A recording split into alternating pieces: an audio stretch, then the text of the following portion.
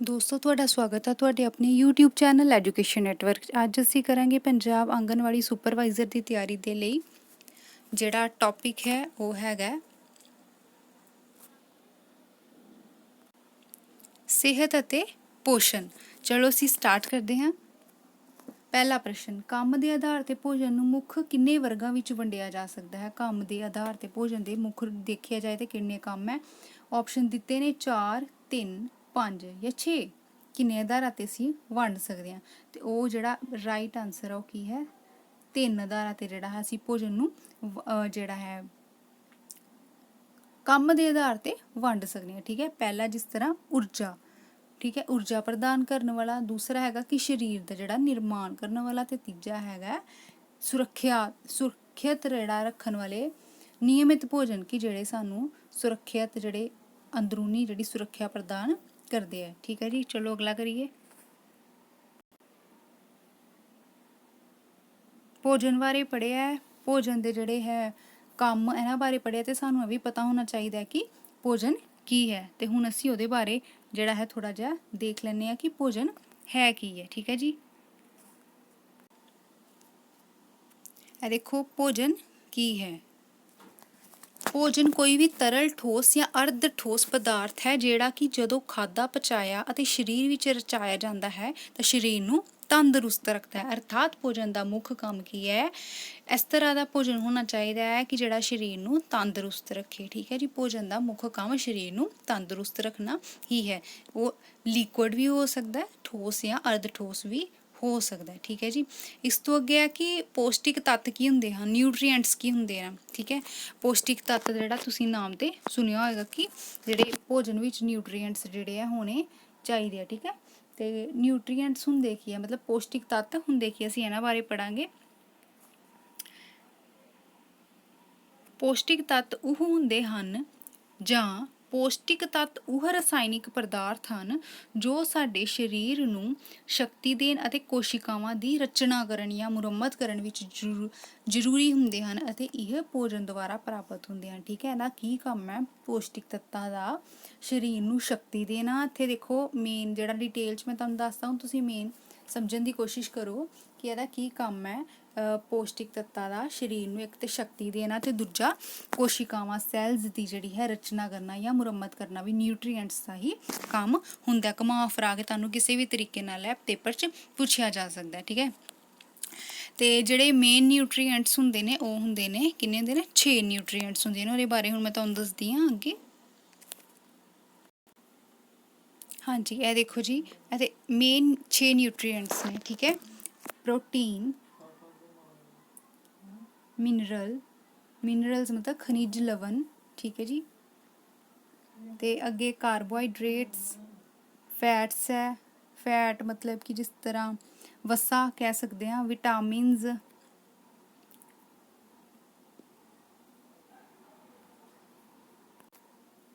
ਤੇ ਪਾਣੀ। ਠੀਕ ਹੈ, ਯਾਦ ਰੱਖਣਾ protein, mineral, carbohydrates, fats, vitamin ਤੇ ਪਾਣੀ। ਠੀਕ ਹੈ ਜੀ, ਇਹ ਮੇਨ ਹੈਗੇ ਜਿਹੜੇ ਨਿਊਟਰੀਐਂਟਸ ਨੇ। ਇਹਨਾਂ ਦੇ ਤੁਸੀਂ ਨਾਮ ਵੀ ਜਿਹੜੇ ਆ ਯਾਦ ਰੱਖਣੇ ਤੁਹਾਨੂੰ ਪੈਣਗੇ। ਠੀਕ ਹੈ ਜੀ, ਅੱਗੇ ਕਰਦੇ ਹਾਂ। ਹਾਂਜੀ, ਹੁਣ ਅੱਗੇ ਕਰਦੇ ਅਸੀਂ ਪੋਸ਼ਣ ਬਾਰੇ, ਨਿਊਟ੍ਰੀਸ਼ਨ। ਠੀਕ ਹੈ ਜੀ, ਨਿਊਟ੍ਰੀਸ਼ਨ ਬਾਰੇ ਕਰਾਂਗੇ। ਜਿਸ ਤਰ੍ਹਾਂ ਟੌਪਿਕ ਦਾ ਨਾਂ ਹੀ ਹੈਗਾ, ਠੀਕ ਹੈ, ਸਿਹਤ ਅਤੇ ਪੋਸ਼ਣ ਦੀ ਜਿਹੜੀ ਇੰਪੋਰਟੈਂਸ ਆ ਉਹ। ਤੇ ਨਿਊਟ੍ਰੀਸ਼ਨ ਕੀ ਹੁੰਦਾ? ਪੋਸ਼ਣ ਵਿਗਿਆਨ ਦੀ ਉਹ ਸ਼ਾਖਾ ਹੈ ਜਿਹੜੀ ਸਾਨੂੰ ਭੋਜਨ ਰਾਹੀਂ ਪੌਸ਼ਟਿਕਤਾ ਪ੍ਰਦਾਨ ਕਰਨ ਵਾਲੀਆਂ ਸਾਰੀਆਂ ਵਿਧੀਆਂ ਦੀ ਜਾਣਕਾਰੀ ਉਪਲਬਧ ਕਰਾਉਂਦੀ ਹੈ। ਨਿਊਟ੍ਰੀਸ਼ਨ, ਠੀਕ ਹੈ, ਦੂਜੇ ਸ਼ਬਦਾਂ ਵਿੱਚ ਇਹ ਉਹ ਵਿਗਿਆਨ ਹੈ ਜੋ ਸਰੀਰ ਨੂੰ ਪੋਸ਼ਿਤ ਕਰਦਾ ਹੈ। ਮਤਲਬ ਜਿਹੜਾ ਇੱਕ ਪੋਜ਼ਿਟਿਵ ਪੋਸ਼ਿਤ ਕਰਨਾ, ਠੀਕ ਹੈ, ਕਿ ਤੰਦਰੁਸਤ ਰਹੇ ਸਰੀਰ, ਉਹਦੇ ਬਾਰੇ ਜਿਹੜਾ ਹੈ ਸਾਨੂੰ ਇਹਦੇ ਵਿੱਚ ਪੂਰੀ ਜਾਣਕਾਰੀ ਮਿਲਦੀ ਹੈ। ਠੀਕ ਹੈ, ਹੁਣ ਭੁੱਲਣਾ ਨਹੀਂ। ਤੇ ਜਿਹੜੇ ਨਿਊਟ੍ਰੀਸ਼ਨ ਹੈ, ਠੀਕ ਹੈ, ਇਹਦੇ ਵੀ ਅੱਗੇ ਜਿਹੜੀਆਂ ਹੈ ਟਾਈਪਸ ਕਹਿ ਸਕਦੇ ਹਾਂ, ਜਾਂ ਇਹਦੇ ਬਾਰੇ ਵੀ ਅੱਗੇ ਹੋਰ 2-3 ਜਿਹੜੇ ਪੁਆਇੰਟਸ ਹੋਰ ਹੈਗੇ ਆ। ਪੁਆਇੰਟਸ ਦਾ ਮਤਲਬ ਕਿ ਜਿਸ ਤਰ੍ਹਾਂ ਮੰਨ ਲਓ ਕਿ ਨਿਊਟਰੀਐਂਟਸ ਕਈ ਵਾਰ ਸਾਡੇ ਸਰੀਰ ਨੂੰ ਪੂਰੇ ਨਾ ਮਿਲ ਰਹੇ ਹੋਣ, ਠੀਕ ਹੈ, ਤੇ ਉਹਦੇ ਨਾਲ ਕੀ ਹੁੰਦਾ ਕਿ ਪੂਰਾ ਨਾ ਮਿਲ ਰਹੇ ਹੋਣ ਜਾਂ ਘਾਟ ਹੋਏ, ਠੀਕ ਹੈ। ਇਹਨਾਂ ਦੇ ਵੀ ਅਲੱਗ-ਅਲੱਗ ਨਾਮ ਹੈ ਜਿਨ੍ਹਾਂ ਬਾਰੇ ਅਸੀਂ ਅੱਗੇ ਚਰਚਾ ਕਰਾਂਗੇ ਕਿ ਇਹ ਕੀ ਹੁੰਦੀ। ਜਿਸ ਤਰ੍ਹਾਂ ਪੂਰਾ ਮਿਲ ਰਿਹਾ ਤੇ ਉਹ ਕੀ ਚੀਜ਼ ਹੈ, ਪੂਰਾ ਨਹੀਂ ਮਿਲ ਰਿਹਾ ਜਾਂ ਘਾਟ ਮਿਲ ਰਹੀ ਹੈ ਜਾਂ ਕੁਝ ਕਮੀ ਮਿਲ ਰਹੀ ਹੈ, ਉਹਦੇ ਬਾਰੇ। ਅਗਲਾ ਦੇਖੋ ਜੀ, ਪੌਸ਼ਟਿਕ ਤੱਤਾਂ ਨੂੰ ਕਿੰਨੇ ਭਾਗਾਂ ਵਿੱਚ ਵੰਡਿਆ ਜਾ ਸਕਦਾ ਹੈ। ਹੁਣੇ ਮੈਂ ਤੁਹਾਨੂੰ ਪਹਿਲੇ ਦੱਸਿਆ ਨਿਊਟ੍ਰੀਐਂਟਸ ਨੂੰ ਕਿੰਨੇ ਭਾਗਾਂ ਵਿੱਚ ਵੰਡਿਆ ਗਿਆ ਸੀ, 6 ਭਾਗਾਂ ਵਿੱਚ, ਠੀਕ ਹੈ ਜੀ। ਕਿਹੜੇ ਕਿਹੜੇ ਸੀ? ਪ੍ਰੋਟੀਨ, ਕਾਰਬੋਹਾਈਡਰੇਟਸ, ਵਸਾ, ਵਿਟਾਮਿਨ, ਖਣਿਜ ਲਵਣ ਤੇ ਪਾਣੀ। ਇਹ ਕਿਹੜੇ ਆ? ਮੇਨ 6 ਨਿਊਟ੍ਰੀਐਂਟਸ ਹੈ, ਠੀਕ ਹੈ, ਪੌਸ਼ਟਿਕ ਤੱਤ ਹੈ। ਇਹ ਪੁੱਛੇ ਜਾ ਸਕਦਾ, ਬਹੁਤ ਇੰਪੋਰਟੈਂਟ ਕੁਐਸਚਨ ਹੈ। ਅਗਲਾ ਕਰਦੇ ਹਾਂ। ਹਾਂਜੀ, ਇਹ ਆ ਗਿਆ ਸਾਡਾ ਕਿਹਦੇ ਬਾਰੇ? ਨਿਊਟ੍ਰੀਸ਼ਨ ਬਾਰੇ, ਪੋਸ਼ਣ ਬਾਰੇ। ਮਤਲਬ ਸਿਹਤ ਦੀ ਕਿਹੜੀ ਅਵਸਥਾ ਅਪੂਰਨ ਪੋਸ਼ਣ ਦੇ ਕਾਰਨ ਉਤਪੰਨ ਹੁੰਦੀ ਹੈ? ਸਿਹਤ ਦੀ ਕਿਹੜੀ ਅਵਸਥਾ, ਸਿਹਤ ਦੀਆਂ ਅਵਸਥਾਵਾਂ ਨੇ, ਠੀਕ ਹੈ। ਜਿਸ ਤਰ੍ਹਾਂ ਪੋਸ਼ਣ, ਕੁਪੋਸ਼ਣ, ਅਪੋਸ਼ਣ ਤੇ ਲੋੜ ਤੋਂ ਵੱਧ ਪੋਸ਼ਣ, ਇਹ ਅਵਸਥਾਵਾਂ ਨੇ। ਜਿਸ ਤਰ੍ਹਾਂ ਅਸੀਂ ਨਿਊਟ੍ਰੀਸ਼ਨ ਬਾਰੇ ਕੀਤਾ ਕਿ ਨਿਊਟ੍ਰੀਸ਼ਨ ਵਿੱਚ ਸਾਨੂੰ ਕਾਹਦੀ ਜਾਣਕਾਰੀ ਮਿਲਦੀ ਹੈ? ਭੋਜਨ ਰਾਹੀਂ ਜਿਹੜੀ ਪੌਸ਼ਟਿਕਤਾ ਪ੍ਰਦਾਨ ਕਰਨ ਵਾਲੀਆਂ ਸਾਰੀਆਂ ਵਿਧੀਆਂ ਦੀ ਜਿਹੜੀ ਜਾਣਕਾਰੀ ਇਹ ਵਿਗਿਆਨ ਨਿਊਟ੍ਰੀਸ਼ਨ ਜਿਹੜਾ ਹੈ ਇਹ ਉਪਲਬਧ ਕਰਵਾਉਂਦਾ, ਠੀਕ ਹੈ। ਇਹਦੇ ਬਾਰੇ ਸਾਨੂੰ ਜਾਣਕਾਰੀ ਮਿਲਦੀ ਹੈ ਤੇ ਇਹਦੀਆਂ ਅਵਸਥਾਵਾਂ ਨੇ। ਅੱਗੇ ਪ੍ਰਸ਼ਨ ਪਰ ਇਹ ਪੁੱਛਿਆ ਕਿ ਸਿਹਤ ਦੀ ਕਿਹੜੀ ਅਵਸਥਾ ਅਪੂਰਨ ਪੋਸ਼ਣ ਦੇ ਕਾਰਨ ਉਤਪੰਨ ਹੁੰਦੀ ਹੈ? ਆਪਸ਼ਨ ਦੇਖੋ, ਪੋਸ਼ਣ, ਕੁਪੋਸ਼ਣ, ਅਪੋਸ਼ਣ ਜਾਂ ਲੋੜ ਤੋਂ ਵੱਧ ਪੋਸ਼ਣ। ਅਪੂਰਨ ਪੋਸ਼ਣ ਦੇ ਕਾਰਨ ਕਿਹੜੀ ਅਵਸਥਾ ਉਤਪੰਨ ਹੁੰਦੀ ਹੈ? ਉਹ ਹੈ ਕੁਪੋਸ਼ਣ। ਮਤਲਬ ਮਾਲ ਨਿਊਟ੍ਰੀਸ਼ਨ ਜਿਹੜਾ ਇਹਨੂੰ ਇੰਗਲਿਸ਼ 'ਚ ਕਹਿੰਦੇ ਆ, ਠੀਕ ਹੈ। ਤੇ ਇਹਦੇ ਵਿੱਚ ਕੀ ਹੁੰਦਾ ਹੈ? ਇਹ ਸਿਹਤ ਦੀ ਉਹ ਅਵਸਥਾ ਹੈ ਕਿ ਜਿਹੜੀ ਅਪੂਰਨ ਪੋਸ਼ਣ ਦੇ ਕਾਰਨ ਉਤਪੰਨ ਹੁੰਦੀ ਹੈ। ਇਹਦੇ ਵਿੱਚ ਦੇਖੋ ਕੀ ਹੈ ਕਿ ਭੋਜਨ ਦੀ ਜਿਹੜੀ ਘੱਟ ਭੋਜਨ ਜਾਂ ਅਸੰਤੁਲਿਤ ਹੋ ਗਿਆ, ਜਿਹਦਾ ਸੰਤੁਲਨ ਨਾ ਹੋਏ, ਵਿਕਾਰਮਈ ਭੋਜਨ, ਠੀਕ ਹੈ, ਲੈਣ ਨਾਲ ਜਿਹੜੀ ਅਵਸਥਾ ਉਤਪੰਨ ਹੁੰਦੀ ਹੈ। ਕਈ ਵਾਰ ਹੁੰਦਾ ਕਿ ਲੋੜ ਤੋਂ ਵੱਧ ਜਾਂ ਘੱਟ ਜਾਂ ਅਪੂਰਨ ਖੁਰਾਕ ਲੈਣਾ ਤੇ ਫਿਰ ਇਹ ਅਵਸਥਾ ਜਿਹੜੀ ਹੈ ਆ ਜਾਂਦੀ ਹੈ। ਕਿਹੜੀ ਅਵਸਥਾ? ਕੁਪੋਸ਼ਣ ਦੀ, ਮਤਲਬ ਮਾਲ ਨਿਊਟ੍ਰੀਸ਼ਨ, ਠੀਕ ਹੈ ਜੀ। ਸਿਹਤ ਦੀ ਹੈ ਉਹ ਅਵਸਥਾ, ਯਾਦ ਰੱਖਣਾ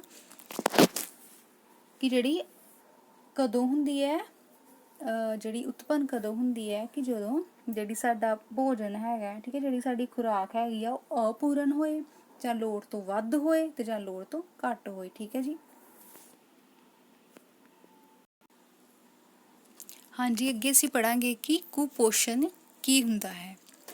ਮਾਲ ਨਿਊਟ੍ਰੀਸ਼ਨ ਇਹ ਸਿਹਤ ਦੀ ਉਹ ਅਵਸਥਾ ਹੈ ਜਿਹੜੀ ਅਪੂਰਨ ਪੋਸ਼ਣ ਦੇ ਕਾਰਨ ਉਤਪੰਨ ਹੁੰਦੀ ਹੈ। ਮਤਲਬ ਜਿਹੜਾ ਸਾਡਾ ਪੋਸ਼ਣ ਹੈ ਉਹ ਅਪੂਰਨ ਹੁੰਦਾ, ਠੀਕ ਹੈ, ਜੋ ਅਸੀਂ ਖਾਣਾ ਹੈ, ਜੋ ਸਾਡੀ ਖੁਰਾਕ ਹੈ।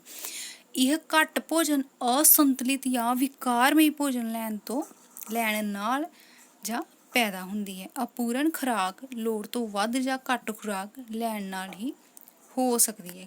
ਕੁਪੋਸ਼ਣ ਦੀ ਜਿਹੜੀ ਅਵਸਥਾ ਹੈ ਕਦੋਂ ਪੈਦਾ ਹੁੰਦੀ ਹੈ? ਜਦੋਂ ਅਸੀਂ ਅਪੂਰਨ ਖੁਰਾਕ ਲੈਂਦੇ ਹਾਂ ਜਾਂ ਅਸੀਂ ਲੋੜ ਤੋਂ ਵੱਧ ਜਾਂ ਲੋੜ ਤੋਂ ਘੱਟ। ਇਹ ਚੀਜ਼ ਯਾਦ ਰੱਖਣੀ ਹੈ। ਅਗਲਾ ਪ੍ਰਸ਼ਨ ਹੈ, ਜਦ ਖੁਰਾਕ ਵਿੱਚ ਜ਼ਰੂਰੀ ਤੱਤਾਂ ਵਿੱਚੋਂ ਇੱਕ ਦੀ ਵੀ ਘਾਟ ਹੋਵੇ ਤਾਂ ਉਸ ਨਾਲ ਕਿਹੜੇ ਰੋਗ ਹੁੰਦੇ ਹਨ? ਘਾਟ ਰੋਗ ਮਤਲਬ ਡੈਫੀਸ਼ੀਐਂਸੀ ਡਿਸੀਜ਼ਸ, ਠੀਕ ਹੈ, ਇਹ ਚੀਜ਼ ਯਾਦ ਰੱਖਣੀ। ਕਿਹੜੇ ਰੋਗ ਹੁੰਦੇ ਆ? ਘਾਟ ਰੋਗ, ਡੈਫੀਸ਼ੀਐਂਸੀ ਡਿਸੀਜ਼ਸ। ਜਾਂ ਇੱਦਾਂ ਵੀ ਪੁੱਛਿਆ ਜਾ ਸਕਦਾ ਕਿ ਡੈਫੀਸ਼ੀਐਂਸੀ ਡਿਸੀਜ਼ਸ ਕਿੱਦਾਂ ਜਿਹੜੇ ਹੈ ਉਹ ਹੁੰਦੀਆਂ ਨੇ, ਠੀਕ ਹੈ, ਕਿੱਦਾਂ ਹੁੰਦੀਆਂ ਕਿ ਜਦੋਂ ਖੁਰਾਕ ਵਿੱਚ ਜ਼ਰੂਰੀ ਤੱਤਾਂ ਦੀ ਕਮੀ ਹੋ ਜਾਵੇ ਜਾਂ ਇੱਕ ਦੀ ਵੀ ਘਾਟ ਹੋ ਜਾਵੇ ਤਾਂ ਇਹ ਡਿਸੀਜ਼ਸ, ਇਹ ਬਿਮਾਰੀਆਂ, ਇਹ ਰੋਗ ਹੁੰਦੇ ਨੇ, ਠੀਕ ਹੈ ਜੀ। ਅਗਲਾ ਪ੍ਰਸ਼ਨ ਹੈ, ਸਰੀਰਕ ਊਰਜਾ ਪ੍ਰਦਾਨ ਕਰਨ ਵਾਲੇ ਕਿਹੜੇ ਆਹਾਰ ਹਨ ਜਿਹੜੇ ਸਾਨੂੰ ਸਰੀਰ ਨੂੰ ਊਰਜਾ ਅਤੇ ਐਨਰਜੀ ਐਨਰਜੀ ਦਿੰਦੇ ਨੇ, ਠੀਕ ਹੈ, ਉਹਦੇ ਬਾਰੇ ਹੈ। ਹਾਂਜੀ, ਦਾਲ, ਚਿਕਨਾਈ ਅਤੇ ਸ਼ੱਕਰ ਆਦਿ। ਇਸ ਤੋਂ ਇਲਾਵਾ ਵੀ ਹੋਰ ਜਿਹੜੀਆਂ ਹੈ ਚੀਜ਼ਾਂ, ਹੋਰ ਆਹਾਰ ਕਹਿ ਸਕਦੇ ਹਾਂ, ਹੈਗੇ ਨੇ ਸਰੀਰਕ ਊਰਜਾ ਪ੍ਰਦਾਨ ਕਰਨ ਵਾਲੇ, ਠੀਕ ਹੈ, ਜਿਨ੍ਹਾਂ ਬਾਰੇ ਅਸੀਂ ਅੱਗੇ ਪੜਾਂਗੇ। ਮੇਨਲੀ ਜਿਹੜੇ ਹੈਗੇ ਉਹ ਇਹ ਤਿੰਨ ਨੇ, ਦਾਲ, ਚਿਕਨਾਈ ਵਾਲੇ ਪਦਾਰਥ ਤੇ ਸ਼ੱਕਰ, ਜਿਹੜੇ ਸਰੀਰ ਨੂੰ ਊਰਜਾ ਪ੍ਰਦਾਨ ਕਰਦੇ ਨੇ, ਮਤਲਬ ਸਰੀਰਕ ਊਰਜਾ ਸਾਨੂੰ ਪ੍ਰਦਾਨ ਕਰਦੇ ਨੇ। ਅਗਲਾ ਪ੍ਰਸ਼ਨ ਹੈਗਾ, ਕਾਰਬੋਹਾਈਡਰੇਟਸ ਤੋਂ ਬਿਨਾਂ ਊਰਜਾ ਦਾ ਮੁੱਖ ਸੋਮਾ ਕਿਹੜਾ ਹੈ? ਕਾਰਬੋਹਾਈਡਰੇਟਸ ਤੋਂ ਇਲਾਵਾ ਜਿਹੜਾ ਉਹਨਾਂ ਨੇ ਪੁੱਛਿਆ ਕਿ ਊਰਜਾ ਦਾ ਮੁੱਖ ਸੋਮਾ, ਐਨਰਜੀ ਜਿਹੜੀ ਸਾਡੇ ਸਰੀਰ ਨੂੰ ਮਿਲਦੀ ਹੈ, ਉਹਦਾ ਹੋਰ ਸੋਮਾ ਕੀ ਹੋ ਸਕਦਾ, ਠੀਕ ਹੈ, ਕਿੱਥੋਂ ਮਿਲਦੀ ਹੈ, ਤੇ ਉਹ ਹੈਗੀ ਹੈ ਫੈਟਸ, ਠੀਕ ਹੈ, ਜਾਂ ਵਸਾ। ਅਗਲਾ ਪ੍ਰਸ਼ਨ ਹੈ ਸਾਡਾ, ਕਾਰਬੋਹਾਈਡਰੇਟਸ ਦੀ ਕਿੰਨੇ ਪ੍ਰਤੀਸ਼ਤ ਮਾਤਰਾ ਲੋੜੀਂਦੀ ਸਰੀਰਕ ਊਰਜਾ ਦੀ ਪੂਰਤੀ ਕਰਦੀ ਹੈ, ਠੀਕ ਹੈ। ਇਹ ਬਹੁਤ ਇੰਪੋਰਟੈਂਟ ਪ੍ਰਸ਼ਨ ਹੈ, ਤੁਹਾਨੂੰ ਪੁੱਛਿਆ ਜਾ ਸਕਦਾ ਕਿ ਕਾਰਬੋਹਾਈਡਰੇਟਸ ਦੀ ਕਿੰਨੀ ਪਰਸੈਂਟੇਜ ਹੈ ਜਿਹੜੀ ਤੁਹਾਡੀ ਸਰੀਰ ਦੀ ਊਰਜਾ ਦੀ ਪੂਰਤੀ ਕਰਦੀ ਹੈ, ਠੀਕ ਹੈ ਜੀ। 70 ਤੋਂ 80% ਜਿਹੜੀ ਸਾਡੇ ਸਰੀਰ ਦੀ ਜਿਹੜੀ ਹੈ ਊਰਜਾ ਦੀ ਪੂਰਤੀ ਕਰਦੀ ਹੈ, ਕੌਣ, ਕਾਰਬੋਹਾਈਡਰੇਟਸ, ਠੀਕ ਹੈ। ਦੀ ਇੰਨੇ ਪਰਸੈਂਟੇਜ ਜਿਹੜੀ ਹੋਣੀ ਚਾਹੀਏ 70 ਤੋਂ 80, ਠੀਕ ਹੈ। ਅਗਲਾ ਪ੍ਰਸ਼ਨ ਦੇਖੋ, ਕਾਰਬੋਹਾਈਡਰੇਟਸ ਵਿੱਚ ਕਿਹੜੇ ਤੱਤ ਹੁੰਦੇ ਹਨ, ਮਤਲਬ ਜਾਂ ਕਿਹੜੇ ਤੱਤਾਂ ਨਾਲ ਇਹ ਬਣਿਆ ਹੈ, ਠੀਕ ਹੈ। ਕਾਰਬੋਹਾਈਡਰੇਟਸ ਕਿਹੜੇ ਕਾਰਬੋਹਾਈਡਰੇਟਸ ਵਿੱਚ ਕਿਹੜੇ ਤੱਤ ਹੁੰਦੇ ਨੇ, ਠੀਕ ਹੈ, ਕਿਹੜੇ ਤੱਤਾਂ ਨੂੰ ਮਿਲਾ ਕੇ ਹੈ ਬੰਦਾ ਹੈਗਾ, ਵੀ ਚੀਜ਼ ਯਾਦ ਰੱਖਣੀ, ਇੰਪੋਰਟੈਂਟ ਪ੍ਰਸ਼ਨ ਹੈ। ਤੇ ਦੇਖੋ, ਕਾਰਬਨ ਡਾਈਆਕਸਾਈਡ, ਕਾਰਬਨ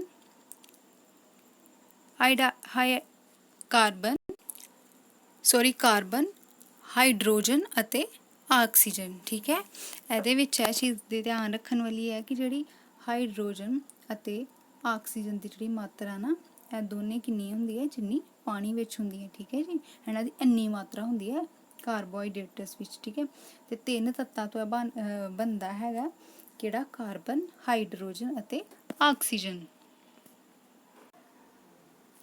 ਅਗਲਾ ਪ੍ਰਸ਼ਨ ਦੇਖੋ, ਕਾਰਬੋਹਾਈਡਰੇਟ ਵਿੱਚ ਹਾਈਡਰੋਜਨ ਅਤੇ ਆਕਸੀਜਨ ਦੀ ਕਿੰਨੀ ਮਾਤਰਾ ਹੁੰਦੀ ਹੈ। ਹੁਣੇ ਮੈਂ ਤੁਹਾਨੂੰ ਦੱਸਿਆ ਜਿੰਨੀ ਪਾਣੀ ਵਿੱਚ ਹੁੰਦੀ ਹੈ, ਪਾਣੀ ਵਿੱਚ ਜਿੰਨਾ ਹਾਈਡਰੋਜਨ ਤੇ ਆਕਸੀਜਨ ਹੁੰਦਾ ਓਨੀ ਹੀ ਮਾਤਰਾ ਜਿਹੜੀ ਮਿਲ ਕੇ ਉਹਦੇ ਵਿੱਚ ਕਾਰਬੋਹਾਈਡਰੇਟਸ ਵਿੱਚ ਹੁੰਦੀ ਹੈ, ਦੋਨਾਂ ਦੀ, ਠੀਕ ਹੈ ਜੀ। ਇਹ ਵੀ ਚੀਜ਼ ਯਾਦ ਰੱਖਣਾ। ਅੱਗੇ ਇੱਕ ਚੀਜ਼ ਨੋਟ ਕਰਨ ਵਾਲੀ ਉਹ ਤੁਸੀਂ ਜ਼ਰੂਰ ਨੋਟ ਕਰ ਲੈਣਾ ਕਿ ਕਾਰਬੋਹਾਈਡਰੇਟਸ ਸਰੀਰਕ ਊਰਜਾ ਦਾ ਸਭ ਤੋਂ ਆਸਾਨੀ ਨਾਲ ਉਪਲਬਧ ਹੋਣ ਵਾਲਾ ਤੇ ਸਸਤਾ ਸਾਧਨ ਹੈ, ਠੀਕ ਹੈ ਜੀ। ਕਾਰਬੋਹਾਈਡਰੇਟਸ ਹੀ ਜ਼ਿਆਦਾਤਰ ਜਿਹੜਾ ਹੈ ਸਰੀਰਕ ਊਰਜਾ ਦਾ ਆਸਾਨੀ ਨਾਲ ਉਪਲਬਧ ਹੋਣ ਵਾਲਾ ਤੇ ਸਸਤਾ ਸਾਧਨ ਹੈ। ਤੁਹਾਨੂੰ ਪੁੱਛਿਆ ਜਾ ਸਕਦਾ ਇਹਦੇ ਬਾਰੇ ਪੇਪਰ 'ਚ।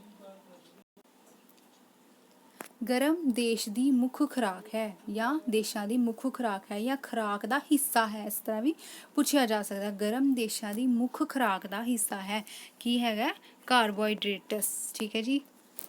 ਇਹ ਵੀ ਚੀਜ਼ ਤੁਸੀਂ ਯਾਦ ਰੱਖਣੀ ਹੈ, ਨੋਟ ਕਰ ਲੈਣਾ। ਅਗਲਾ ਪ੍ਰਸ਼ਨ ਹੈ, ਕਾਰਬੋਹਾਈਡਰੇਟਸ ਦੇ ਮੁੱਖ ਸੋਮੇ ਕਿਹੜੇ ਹਨ। ਕਾਰਬੋਹਾਈਡਰੇਟਸ ਦੇ ਮੁੱਖ ਸੋਮੇ, ਠੀਕ ਹੈ ਜੀ। ਇਹਦੇ ਬਾਰੇ ਤੁਹਾਨੂੰ ਥੋੜ੍ਹਾ ਜਿਹਾ ਹਾਂਜੀ ਦੱਸਦੇ ਹਾਂ। ਪੇਪਰ ਵਿੱਚ ਜਦੋਂ ਪੁੱਛਿਆ ਜਾਣਾ ਤੇ ਸਾਰੇ ਨਹੀਂ ਪੁੱਛੇ ਜਾਣਗੇ, 4 ਆਪਸ਼ਨਸ ਹੋਣਗੇ, ਚਾਰਾਂ 'ਚ ਤੁਸੀਂ ਇੱਕ ਹੀ ਟਿਕ ਕਰਨਾ ਹੋਏਗਾ, ਮਤਲਬ ਅਸਲ ਵਿੱਚ ਇੱਕ ਹੀ ਆਏਗਾ ਇਹਨਾਂ ਵਿੱਚੋਂ ਜਦੋਂ ਤੁਹਾਨੂੰ ਇਹਦੇ ਸੋਮੇ ਪੁੱਛੇ ਜਾਣਗੇ।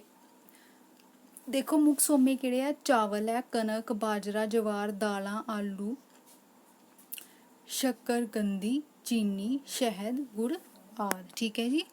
ਜਿਹੜੀਆਂ ਮਿੱਠੀਆਂ ਚੀਜ਼ਾਂ ਨਾ, ਜਿਸ ਤਰ੍ਹਾਂ ਸ਼ਹਿਦ ਹੈ, ਚੀਨੀ ਹੈ, ਇਹਨਾਂ ਵਿੱਚ ਵੀ ਜਿਹੜਾ ਕਾਰਬੋਹਾਈਡਰੇਟਸ ਹੁੰਦਾ ਹੈਗਾ ਵੀ ਸੋਮਾ ਹੈ।